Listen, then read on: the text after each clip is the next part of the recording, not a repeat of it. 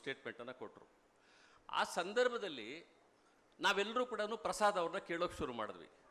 ಬೆಂಗಳೂರಿನ ಅಂಬೇಡ್ಕರ್ ಭವನದಲ್ಲಿ ಒಂದು ಸಮಾವೇಶ ಆಯಿತು. ಆ ಸಮಾವೇಶದಲ್ಲಿ ವೇದಿಕೆ ಮೇಲೇ ನನಗೂ ಮತ್ತು ಪ್ರಸಾದ್ ಅವ್ರಿಗೂ ಮಾತುಕತೆ ನಡೀತು ಆ ಸಂದರ್ಭದಲ್ಲಿ.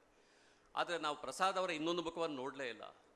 ಪ್ರಸಾದ್ ಅವರು ಒಂದು ಪ್ರೊಟೆಸ್ಟ್ ಮಾಡಿ ವಾಜಪೇಯಿ ಅವರಿಗೆ ಲೆಟರ್ ಬರೀತಾರೆ. ಅವರೇ ಕ್ಯಾಬಿನೆಟಲ್ಲಿದ್ದಂಥ ಒಬ್ಬ ಮಂತ್ರಿ ಪ್ರೊಟೆಸ್ಟ್ ಮಾಡಿ ಒಂದು ಲೆಟರ್ ಬರೀತಾರೆ. ಯಾರಿಗೆ? ವಾಜಪೇಯಿ ಅವ್ರಿಗೆ ಲೆಟರ್ ಬರೀತಾರೆ.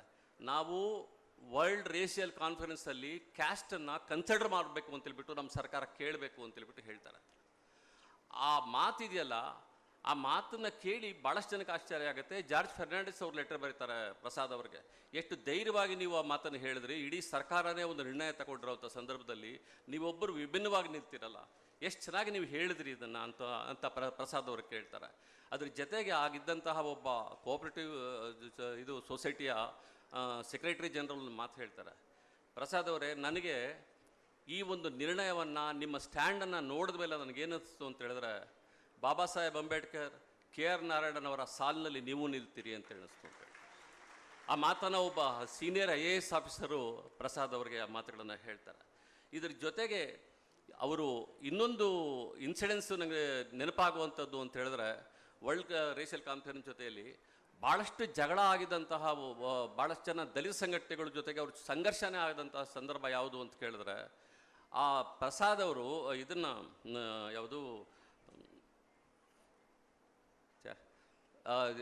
ಎರಡು ಇವುಗಳಲ್ಲಿ ಪ್ರಸಾದ್ ಅವರು ಒಂದು ಮಾತನ್ನು ಹೇಳ್ತಾರೆ. ನಾವು ವಾಜಪೇಯಿ ಸರ್ಕಾರ ಸಂವಿಧಾನವನ್ನು ಪರಾಮರ್ಶೆ ಮಾಡಬೇಕು ಅಂತ ಹೇಳ್ಬಿಟ್ಟು ಜಸ್ಟಿಸ್ MN ವೆಂಕಟಾಚಲಯ್ಯ ಅವರಿಂದ ಒಂದು ಇದನ್ನು ಹೊರಡಿಸ್ತಾರೆ. ಏನೋ ಅವ್ರದ್ದೊಂದು ಕಮಿಟಿ ಮಾಡ್ತಾರೆ. ಆ ಕಮಿಟಿ ಮಾಡಿದಂಥ ಸಂದರ್ಭದಲ್ಲಿ ನಮಗೆಲ್ಲ ಆತಂಕ ಏನುತ್ತೆ. ನಡಿ ಈಗ ಶುರು ಮಾಡೋಣ.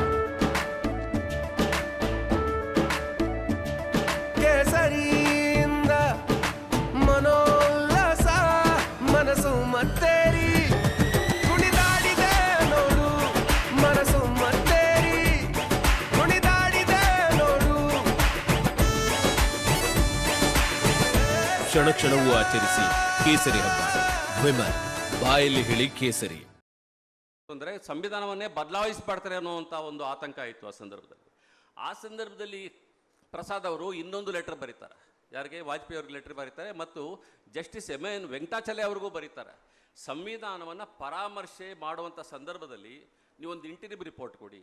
ಆ ಇಂಟರಿಮ್ ರಿಪೋರ್ಟಲ್ಲಿ ನೀವು ಸ್ಪಷ್ಟವಾಗಿ ಹೇಳಬೇಕಾಗತ್ತೆ, ಎಲ್ಲೂ ಕೂಡ ಬ್ಯಾಕ್ವರ್ಡ್ ಕ್ಲಾಸಸ್ಗೆ, SC STಸ್ಗೆ, ಆದಿವಾಸಿಗಳಿಗೆ ಅವರು ಯಾವುದೇ ಸವಲತ್ತುಗಳನ್ನು, ಮೀಸಲಾತಿಯನ್ನು ನಾನು ಟಚ್ ಮಾಡಲ್ಲ ಅಂತ ಹೇಳಬೇಕಾಗತ್ತೆ ಅಂತ ಹೇಳ್ತಾರೆ.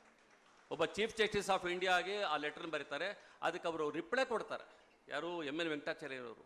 ಪ್ರಸಾದ್ ಅವರೇ, ನೀವು ನೋಡಿ, ಬೇಕಾದರೆ ನಾನು ಇಂಟರ್ವ್ಯೂ ರಿಪೋರ್ಟ್ ಕೊಡಬೇಕಾಗಿಲ್ಲ, ನಿಮ್ಗೆ ಈಗಲೇ ನನ್ನ ಮಾತಿನ ಮೂಲಕ ಹೇಳ್ತಾ ಇದ್ದೀನಿ, ನಿಮ್ಮ ಲೆಟರ್ ಮೂಲಕ ಹೇಳ್ತಾ ಇದ್ದೀನಿ, ನೀವು ಹೇಳಿದಂತೆ ಯಾವುದೇ ಕಾರಣಕ್ಕೂ ಕೂಡ ತಳ ಸಮುದಾಯಗಳಿಗೆ ತೊಂದರೆ ಆಗುವಂತಹ ಯಾವುದೇ ವಿಷಯಗಳನ್ನು ಮಾಡಲ್ಲ. ನಾವು ಸಂವಿಧಾನವನ್ನು ಪರಾಮರ್ಶೆ ಮಾಡ್ತೀವಿ ಹೊರತು ಸಂವಿಧಾನವನ್ನು ಬದಲಾವಣೆ ಮಾಡ್ತಾ ಇಲ್ಲ. ಇದನ್ನು ದಯವಿಟ್ಟು ನಿಮ್ಮ ಜನಗಳಿಗೆ ತಿಳಿ ಹೇಳಿ ಅಂತ ಹೇಳ್ತಾರೆ. ಆಗ ನಮಗೆಲ್ರಿಗೂ ಅರ್ಥ ಆಗಿದ್ದು, ನಾವು ಕೂಡ ಭಾಳ ಕೋಪ ಕೊಂಡ್ಕೊಂಡ್ಬಿಟ್ಟಿದ್ವಿ. ಇದೇನಪ್ಪ ಪ್ರಸಾದ್ ಅವರು ಹಿಂಗೆಲ್ಲ ಇದು ಮಾಡಿಬಿಟ್ಟಲ್ಲ ಅಂದ್ಬಿಟ್ಟು. ಆದರೆ ಒಳಗಡೆ ಅವರ ರೆಬೆಲ್ ಇತ್ತಲ್ಲ, ಅವ್ರಿಗೆ ಈ ಸಮುದಾಯಗಳಿಗೆ ತೊಂದರೆ ಬಂದಂಥ ಸಂದರ್ಭದಲ್ಲಿ ಅವ್ರು ಯಾವತ್ತೂ ಕೂಡ ಕಾಂಪ್ರಮೈಸ್ ಮಾಡ್ಕೊಂಡೇ ಇಲ್ಲ. ಅದು ಯಾರಾದರೂ ಆಗಿರ್ಬೋದು. ವಾಜಪೇಯಿ ಅವ್ರನ್ನ ಅವ್ರು ಭಾಳ ಗೌರವಿಸ್ತಾ ಇದ್ರು, ಅತ್ಯಂತ ಗೌರವ ನೀಡ್ತಾ ಇದ್ದಂತಹ ಪ್ರಧಾನಮಂತ್ರಿ. ಅವ್ರು ಹೇಳ್ತಾರೆ, ನಾನು 7 ಜನ ಪ್ರಧಾನಮಂತ್ರಿಗಳ ಜೊತೆ ಕೆಲಸ ಮಾಡಿದ್ದೀನಿ, ಆ 7 ಜನ ಪ್ರಧಾನಮಂತ್ರಿಗಳಲ್ಲಿ ನನಗೆ ಅತ್ಯುತ್ತಮ ಅನಿಸಿದ್ದು ಅಂತ ಹೇಳಿದ್ರೆ ವಾಜಪೇಯಿ ಅವರು ಅಂತ ಹೇಳ್ತಾರೆ. ಆ ಮಾತನ್ನು ಹೇಳಿದಂಥವ್ರು ವಾಜಪೇಯಿ ಅವ್ರಿಗೂ ಕೂಡ ಬಿಡಲ್ಲ. ಅವ್ರಿಗೂ ಕೂಡ ನೇರವಾಗಿ ಹೇಳ್ತಾರೆ ಇದು ಆ ಸಂದರ್ಭ ಬಂದಾಗ. ಆಮೇಲೆ ಅವರು ಇಷ್ಟನ್ನೇ ನಾವೇನು ಅಂದ್ಕೊಳ್ತೀವಿ, ಅವ್ರನ್ನ ಬರೀ SC ST ಇಶ್ಯೂಗಳು ಇಟ್ಕೊಂಡು ಮಾತ್ರ ಮಾತಾಡ್ತಾರ ಅಂತ ತಿಳ್ಕೊಂಡಿದ್ವಿ. ಇಲ್ಲ, ಅವರು ರೈತರ ಬೆಳೆಗೆ ಕನಿಷ್ಠ ಬೆಲೆ ಕೊಡಬೇಕು ಅಂತ ಹೇಳ್ಬಿಟ್ಟು ಮೊಟ್ಟ ಮೊದಲು ಅವರು ಇದರಲ್ಲಿ ಪಾರ್ಲಿಮೆಂಟಲ್ಲಿ ಮಾತಾಡುವಂಥವರು ಪ್ರಸಾದ್. ಸರೋಜಿನಿ ಮಹಿಷಿ ಮೂಲಕ ಆ ವರದಿಯನ್ನು ಅನುಷ್ಠಾನಗೊಳಿಸಿ ಕನ್ನಡ ನಾಡು ಮತ್ತು ನುಡಿ ಬಗ್ಗೆ ಮಾತಾಡುವಂಥವ್ರು ಅವರು. ಜಲ ಸಂರಕ್ಷಣೆ ಬಗ್ಗೆ ಮಾತಾಡುವಂಥವ್ರು ಅವರು ಪಾರ್ಲಿಮೆಂಟಲ್ಲಿ ಮಾಡಿರುವಂತಹ ಭಾಷಣಗಳಿದಾವಲ್ಲ, ಅದು ಸುಮಾರು 1500 ಪುಟಗಳಿದಾವೆ. 1500 ಪುಟಗಳ ಭಾಷಣಗಳನ್ನು ಅವರು ಇದರಲ್ಲಿ ಮಾಡ್ಕೊಂಡು ಹೋಗ್ತಾರೆ. ಇದೆಲ್ಲವನ್ನೂ ಕೂಡ ಆದಮೇಲೆ ನಾನು ಬೇಗ ಮುಗಿಸ್ಲಿಕ್ಕೆ ಹೊರಡ್ತಾ ಇದ್ದೀನಿ. ಕಡೆಯದಾಗಿ ಒಂದು ಮಾತನ್ನು ನಿಮ್ಮ ಜೊತೆಯಲ್ಲಿ ಹಂಚಿಕೊಂಡು ನಾನು ನನ್ನ ಮಾತನ್ನು ಮುಗಿಸ್ಲಿಕ್ಕೆ ಇಚ್ಛೆ ಪಡ್ತಾ ಇದ್ದೀನಿ. ಏನಪ್ಪ ಅಂತ ಕೇಳಿದ್ರೆ, ಇವತ್ತು ನನ್ನ ಗೆಳೆಯ ಮತ್ತು ಪತ್ರಕರ್ತ ಶಿವಕುಮಾರು ಒಂದು ಲೇಖನವನ್ನು ಬರೆದಿದ್ದಾರೆ ಆಂದೋಲನದಲ್ಲಿ.